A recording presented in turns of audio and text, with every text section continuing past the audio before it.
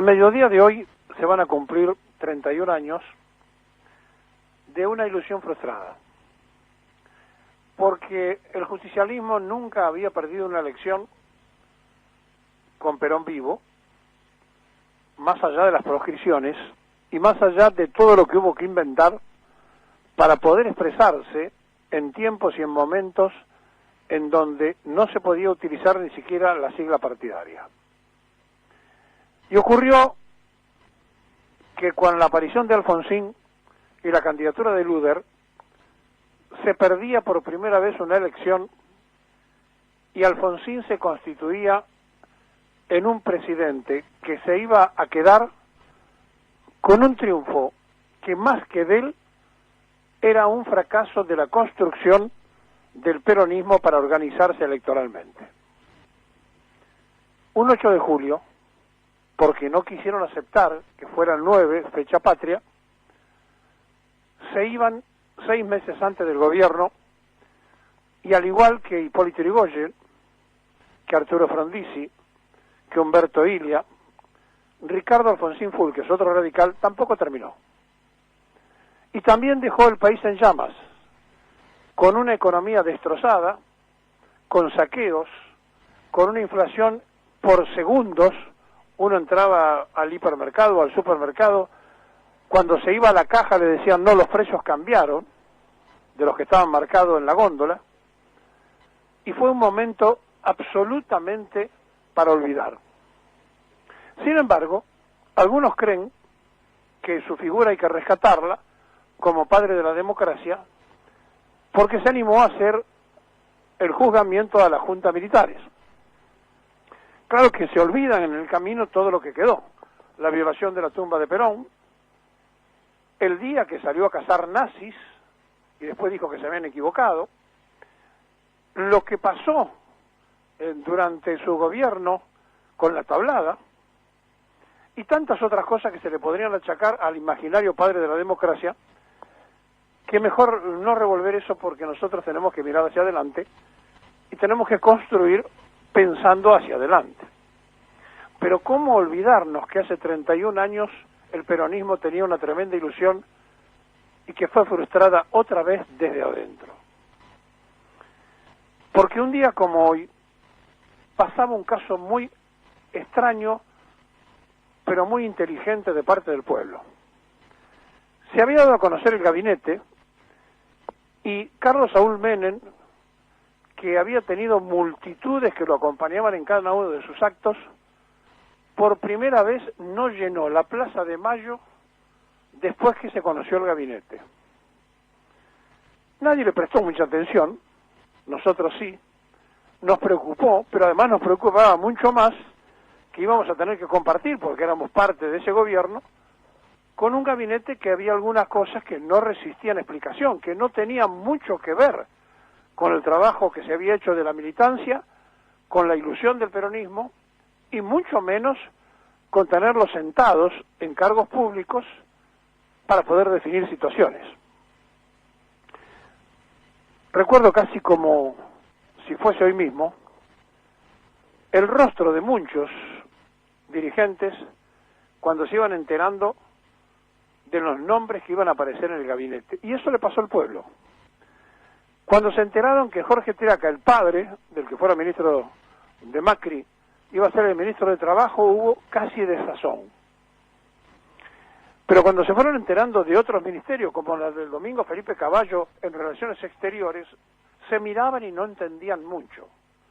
Pero el golpe de gracia vino cuando Julio Bárbaro acercó desde el grupo Bungibor al ministro de Economía de Menem, Arroyo, que murió al mes. Y entonces, cuando ya Miguel Roy, representante del grupo Bungibor, era el ministro de Economía, entendíamos menos. Pero no iba a quedar allí la cosa. Álvaro Elsogaray iba a ser nombrado asesor presidencial. Allí estaba ese caudillo riojano, por el que tanto se había trabajado, por el émulo de los imaginarios riojanos federales, el hombre que iba a venir a cambiar la historia. Bueno, la cambió pero no de la manera o de la circunstancia que se creía. Aquel día, que era un día de ilusión, de alegría para muchos, otros, muy pocos, a pesar de ser nombrados funcionarios, teníamos tristeza, porque nos dábamos cuenta que no era lo que se había dicho, y que no íbamos a durar nosotros mismos mucho tiempo en ese gobierno, porque no encontrábamos una explicación real a por qué se hacía todo eso, porque no se entendía. En el Ministerio de Defensa habían nombrado a Ítalo Luder, aquel que siendo candidato a presidente había perdido las elecciones con Alfonsín. En Interior a Eduardo Bauzá, que había trabajado para esa campaña. En Salud y Acción Social, alguien que después murió trágicamente en un accidente de aviación, a Julio Corso, que también había trabajado mucho en esa campaña. Como ministro de Relaciones Exteriores, a Cavallo, nadie entendía por qué Domingo Felipe Cavallo era el ministro de Relaciones Exteriores. En Justicia, a León Aranián. En Trabajo, como les dije antes, a Jorge Triaca. En Educación, a alguien del MIT, a Antonio Saloña. En Obras Públicas, a Roberto Dromi. Y en Economía, a Miguel Ángel Roy, hombre del grupo Bungibor, dirigente de Bungibor. Claro, uno dice, bueno, son cuestiones políticas que hay que cubrir, que hay que pagar.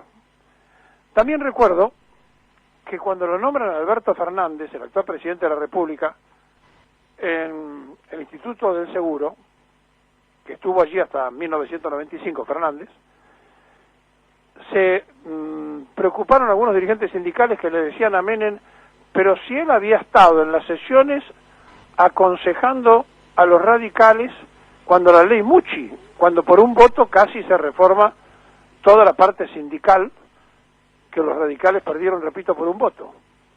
Sí, porque Fernández, el actual presidente de la Argentina, era en aquel momento asesor jurídico de Economía, había entrado con el ministro Survili, se había quedado y fue a asesorar en la Cámara a los radicales, efectivamente, con la ley Mucci. Recuerdo también cuando se nombraba a Albamonte, otro hombre de la UCD, en relaciones comerciales de Relaciones Exteriores, a María Julia en Entel, y entonces los militantes comenzaban, a medida que avanzaba la jornada, a derretirse y preguntarse ¿para quién trabajamos?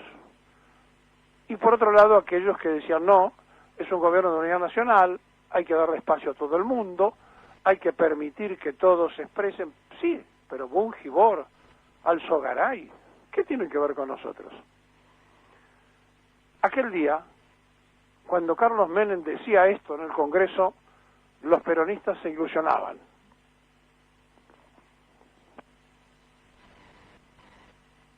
Honorable Congreso de la Nación, excelentísimos señores jefes de Estado, hermanas y hermanos de todas las naciones, pueblo de mi patria. Quiero inaugurar este momento trascendental que vivimos con un ruego, con una convocatoria. Quiero que mis iniciales palabras como presidente sean una elevación al cielo, a nuestras mejores fuerzas, a nuestra más vital esperanza. Ante la mirada de Dios y ante el testimonio de la historia, yo quiero proclamar: Argentina, levántate y anda. Argentinos, de pie para terminar con nuestra crisis. Argentinos, con el corazón abierto para unir voluntades. Hermanas y hermanos, con una sola voz para decirle al mundo: se levanta a la faz de la tierra una nueva y gloriosa nación. Yo no traigo en mis palabras promesas fáciles ni inmediatas. Yo no traigo el simplismo demagógico. Yo no traigo la simulación ni el engaño. Yo llego con la realidad sobre mis espaldas, que siempre es la única verdad. Solo puedo ofrecerlo a mi pueblo: sacrificio, trabajo y esperanza. Sacrificio, trabajo y esperanza. Solo puedo asegurarle que seré el primer argentino a la hora de la austeridad, de poner el hombro, de apretar los dientes, del esfuerzo de todo y no de unos pocos. No existe otra manera de decirlo. El país está mal, está un tanto arrasado. El legado que estamos recibiendo es el de una brasa ardiendo entre las manos, el de una realidad que quema, que lacera, que mortifica, que acosa, que urge solucionar. La inflación llega a límites escalofriantes. La cultura de la especulación devora nuestro trabajo. La producción es hoy más baja que en 1970. La tasa de inversión es negativa. La educación es un lujo al cual pocos acceden. La vivienda apenas una utopía de tiempos pasados. El hambre, moneda corriente para millones de compatriotas. El desempleo, una enfermedad que se cierne sobre cada vez más amplios sectores de nuestra comunidad y por culpa de todos nosotros. El dolor, la violencia, el analfabetismo y la marginalidad golpean a la puerta de muchos argentinos. La radiografía que hacía Menem sobre el gobierno de Alfonsín era, evidentemente, una realidad. Pero debemos estar equivocados nosotros, porque ganó 3 elecciones. No solamente asumía ese día, ganando esa elección, sino que después iba a ganar la segunda, la reelección, y después iba a ganar una tercera, que no se presentó en la segunda vuelta, y así terminó Néstor Kirchner. Pero debemos estar equivocados nosotros, porque el pueblo mayoritariamente lo votó 3 veces a Carlos Saúl Menem. Un día como hoy, hace 31 años, entrábamos al Congreso de la Nación en el mediodía, acompañando al presidente electo, absolutamente imbuidos en la creencia de lo que se había dicho en la campaña, que se llegaba para hacer la revolución productiva, que se iba a vivir el tiempo del salariazo, que se iba a estar allí por esa radiografía que sí hacía Menem con exactitud. Había dejado el desastre de Raúl Alfonsín, que nunca fue ningún padre de ninguna democracia y que terminó 6 meses antes, porque parece ser una constante en los radicales, porque parece ser que les cuesta mucho terminar. Y ahora, cuando acaban de ser parte de un frente donde termina Macri, no es radical. Ellos lo acompañaron, pero no es radical. Da esa sensación que les cuesta mucho terminar. Frente a esto que nos ha ocurrido, y esa radiografía de hace 31 años, que es casi la misma de ahora, aumentada, y después el desastre que trajeron las privatizaciones, donde se le quiso dar una vigencia a ese tiempo del mundo donde se pasaba absolutamente a la era del capital. Ayer el presidente argentino, Alberto Fernández, dijo que no había otra cosa que no fuera el capitalismo, y le pedía ciertas reflexiones al capitalismo para salir de la especulación financiera, y daba una explicación como que, bueno, es lo único que hay, y dentro de ese sistema tenemos que vivir. Yo no sé qué pensarán aquellos que integran el Frente de Todos, que vienen del comunismo, que vienen del socialismo, de otros lugares, pero en realidad es cierto que el capitalismo se ha apropiado absolutamente de todos. Rusia es capitalista, China es la primer potencia capitalista del mundo, y entonces aquel paso que daba Menem era en la creencia de que ese era el proyecto y el camino, el privatismo. Bueno, así quedamos. Hoy, el mundo entero, cuando viene una pandemia, demuestra que la empresa privada no está para soportar. Ayer Alemania se hizo cargo de Lufthansa, el Estado alemán, es decir, las empresas en Europa que son privadas y esenciales están siendo estatizadas. Ayer el gobernador de Buenos Aires anunció que pasan a la planta permanente de la provincia 15.000 trabajadores. Es decir, cuando las cosas parecen desmoronarse, lo único real y cierto es el Estado. Bueno, eso habíamos dicho en la campaña. No habíamos hablado de Alzogaray asesor, de Caballo ministro y mucho menos del abrazo con Rojas.